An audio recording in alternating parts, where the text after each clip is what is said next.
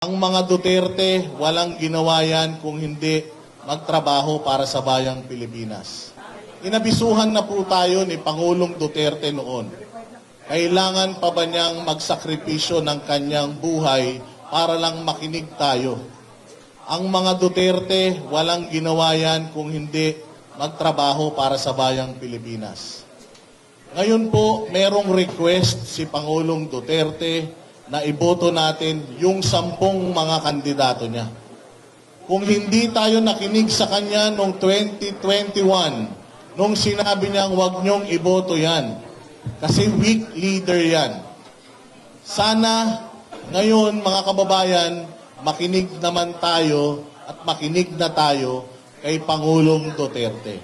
Iboto po natin yung 10 mga kandidato na talagang personal na inendorso ng pinakamamahal nating Pangulong Duterte na nagsakripisyo ng kanyang kalayaan para sa bayang Pilipinas.